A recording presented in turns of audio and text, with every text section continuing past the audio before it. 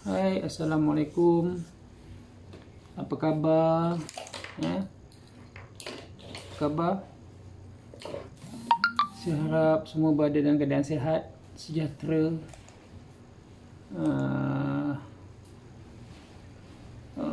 Okey, ini topik kita berkenaan infection saluran infection bahasa Inggeris. Jangkitan kuman saluran nafas atas ataupun jangkitan kuman saluran pernafasan. Jangkitan kuman saluran pernafasan. Maaf sebab lambat sikit bermula petang ni. Sepatut pukul 2, sekarang dah pukul 2.12. Actually tadi kita sepatutnya ada pembelajaran online untuk anak, untuk first time selepas beberapa bulan tak pergi sekolah, tak belajar, tapi rupanya anak tak nak belajar secara online. Okey, center macam tak center gambar okey tak gambar? Kalau komen kalau okey, komen okey. Saya rasa macam gambar. Ejah tengok balik semula. Tika, gambar dia center tak? Macam agak ke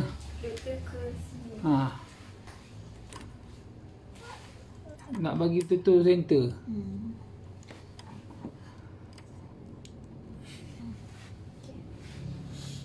Nampak center.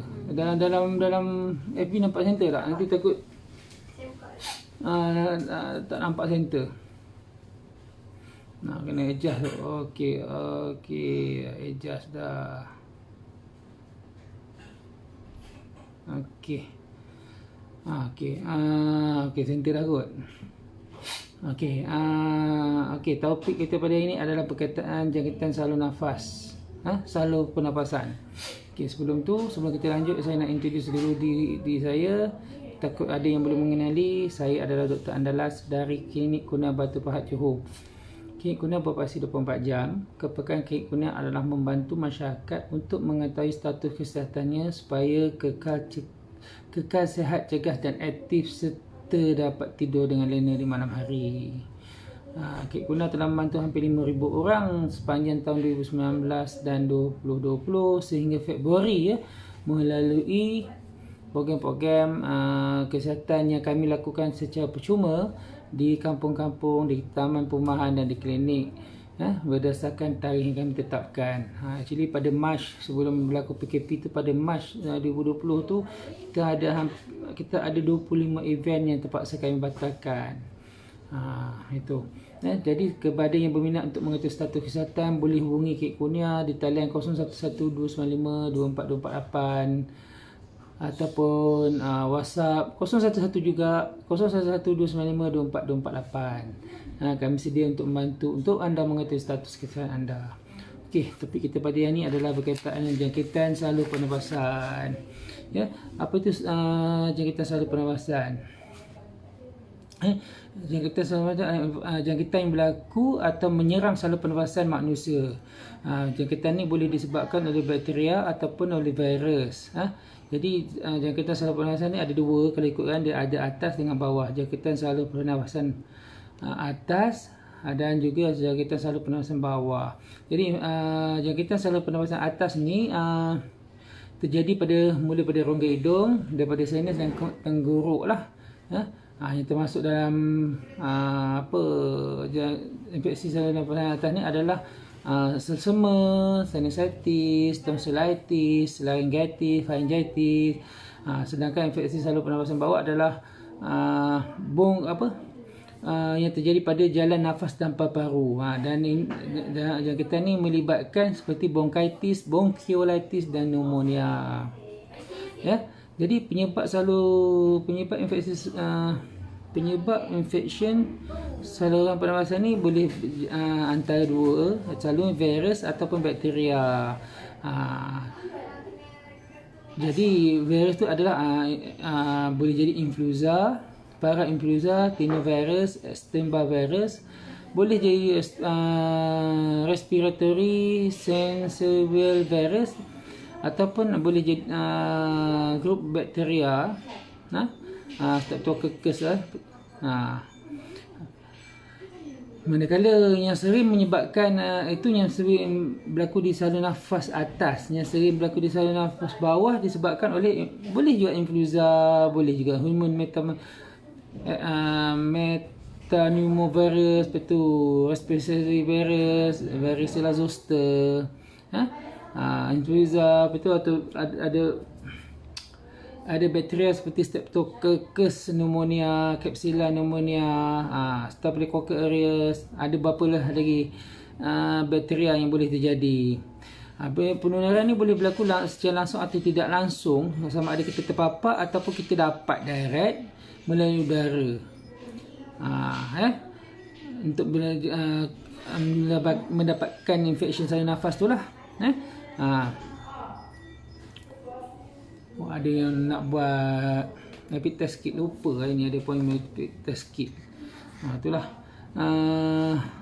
Tak apa, kita habiskan dulu.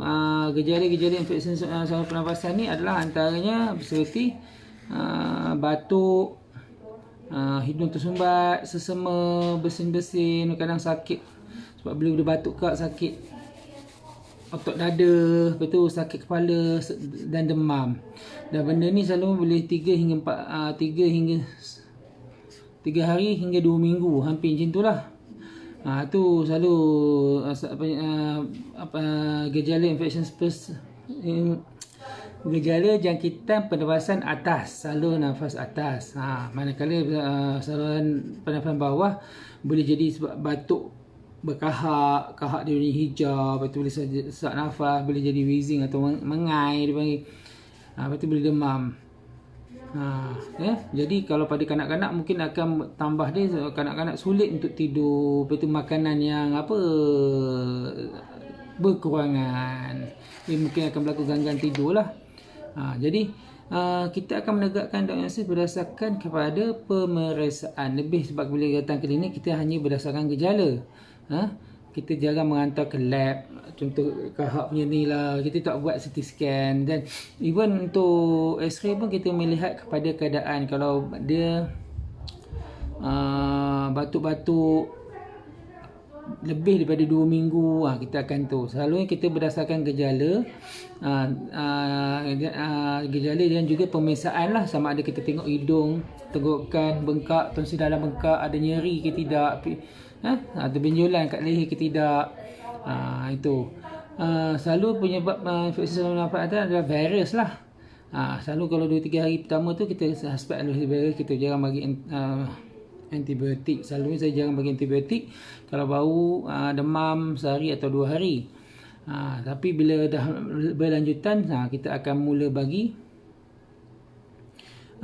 antibiotik lah. Kalau dia tak baik sampai 3-4 hari, kita akan mula dengan antibiotik. Kalau katakan perlu, kalau kita suspect lebih daripada itu, kita akan ambil contoh swab. Sebab ada kita macam influenza, kita boleh ambil swab, sama ada influenza A atau apa. Kalau influenza A, kita perlu refer lah. Itu. Dan sampai itu, kalau batuk yang berlamaan, kita akan ambil contoh kahak tu untuk hantar ke lab pemeriksaan. Kadang-kadang kita suruh pesakit direct langsung kalau dia ada simptom-simptom yang lain, penurunan berat badan apa semua, untuk pastikan dia bukan jangkitan paru-paru yang berat lah. Kalau kata tu kita akan diagnosis lah.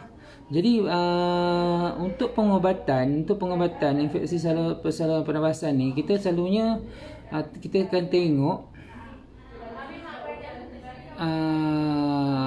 diagnos yang kita lakukan. Sebab kalau kita katakan ianya adalah viral fever atau sebabkan virus, saya jarang memberi atau memulakan antivirus. Selalu 3-4 hari kita akan cuba bagi, selalu saya akan banyak lebih pada vitamin C untuk meningkatkan mekanisme pertahanan tubuh. Jadi kita akan lihat kalau selalu virus dia akan boleh sembuh atau baik dengan sendiri, jarang berbahaya, kecuali ada beberapa virus yang kita takuti lah. Itu. Jadi tapi ada setengah juga pesakit yang kita suspect dia adalah bakteria, kita akan start antibiotik daripada awal.